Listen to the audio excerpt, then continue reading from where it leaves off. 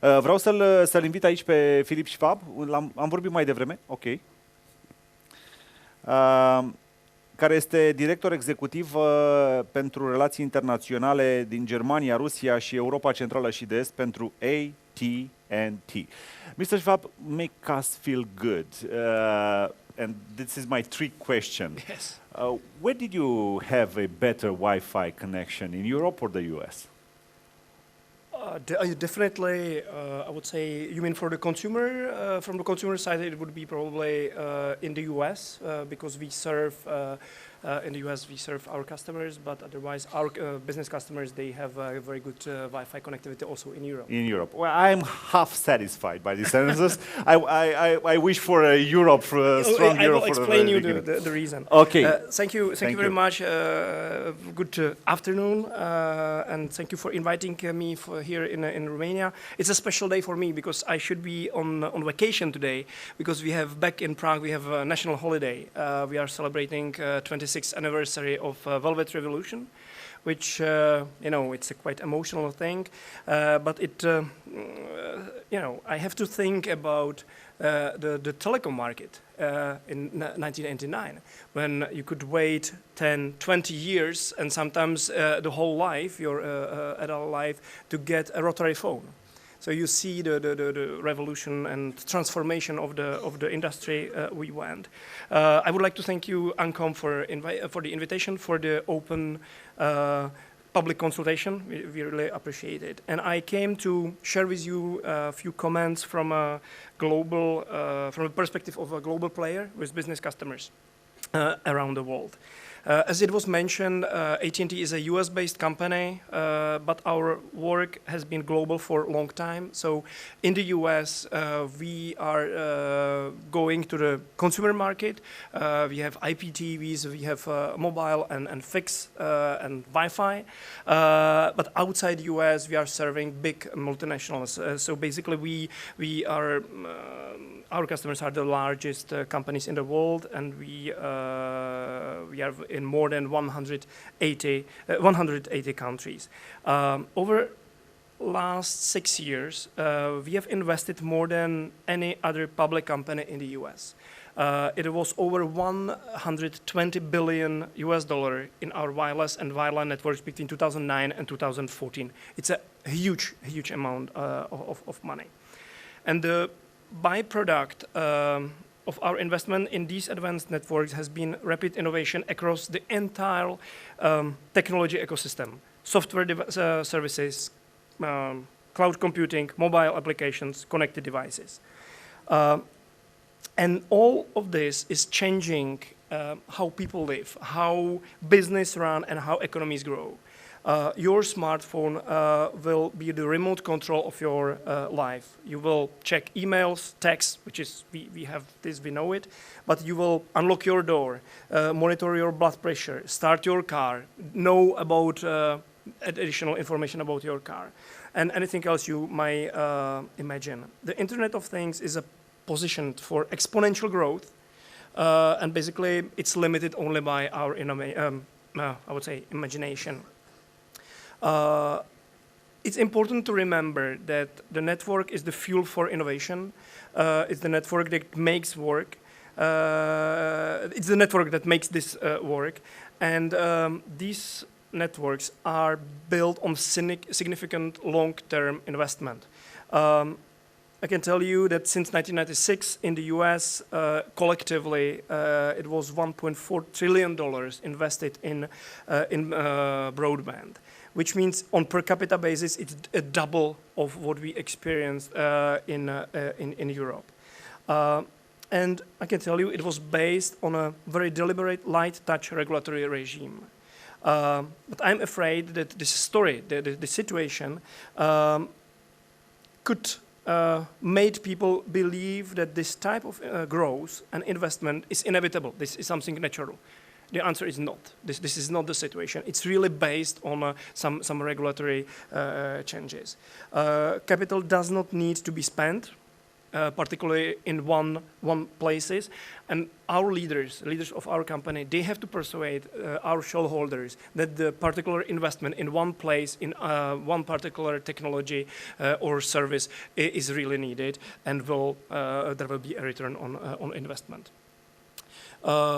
So I already mentioned the light touch regulatory approach. Growth only happens when we invest.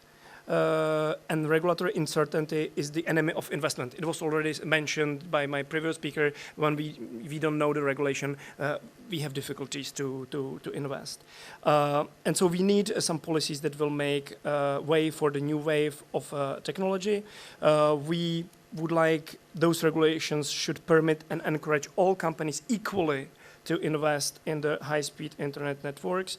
And we believe that such investment is necessary given the industry's rapid technological change and expansion. I would say the legacy regulatory approaches were built on scarcity, and they could redirect or misdirect innovation and investment in the world we live now. So for example, the voice service provided by Skype is treated differently than the provided over AT&T wireless network, which is treated differently than by the cable operator, which is in turn treated differently than a normal voice service that travels over the legacy fixed networks.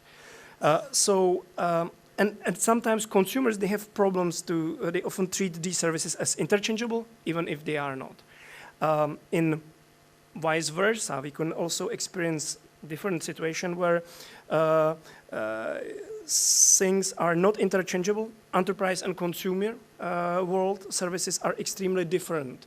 I come to your question about the Wi-Fi from many dimensions. Contracting, how we partner, how we make the contract with our customers. Consumer protection, technologies, but often regulation will treat these different services segments as identical way. So I spent quite a lot of time discussing not only with ANCOM, but other regulators, explaining the difference between that and how our business customers are protected when signing a contract with us, which is a different world compared to the consumer. I would stress the importance of the spectrum. It's a key issue. It will drive the digital economy.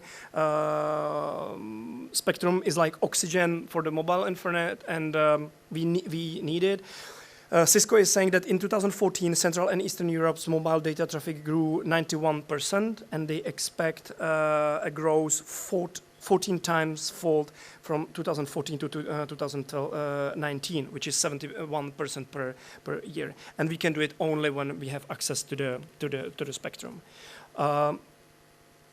Public policies will play an important role to create and attract significant levels of investment in infrastructure. We need flexible policies that look towards the future. Changes in technology far outpace any regulatory framework, so it's necessary we take a light touch approach that encourages competition and new services. I have been here last year when I had a chance to speak with quite an impressive team at ANCOM about machine-to-machine. We don't know where it will lead. We don't know what type of services will come in a few years, and we should really be sure that regulators don't take a decision which will completely kill the business model. And there are few aspects where machine-to-machine is different from a typical headset or mobile internet. So it's really important to have this in mind. And just to finish, I would like to mention one example which shows how a regulatory changes can bring investment. We decided, based on regulatory changes, to buy 2 operators in Mexico. We are committing to spend additional $3 billion US dollar in building network, and we are creating one North American market, Mexico, United States, where for consumers it will be one market, and all this is based on some regulatory changes. So thank you for your attention. Thank you, Mr. SVAB. But I have one more question, because people in this room might actually know about your huge acquisition of DirecTV, $49 billion. This shows a strategic vision of AT&T in converging broadband and broadcast. Am I right? Definitely. It was an important, so not only we bought last year 2 operators in Mexico, the classic one, but we also get the approval to acquire DirecTV, and we became the largest provider of pay TV in the world, with a lot of millions of customers. And definitely we believe this is the future, the conversion of the content and other type of services we are providing. So it was a major decision, but I would say it's like a third or fourth leg for our future business. Yeah, thank you very much. And on a personal note, congratulations on the Velvet Revolution. It was an inspiration for the world. Unfortunately, it couldn't be an inspirational model for Romania. We had a total different stories, but here we are, both of us today here 25 years later, so congrats and thank you very much again.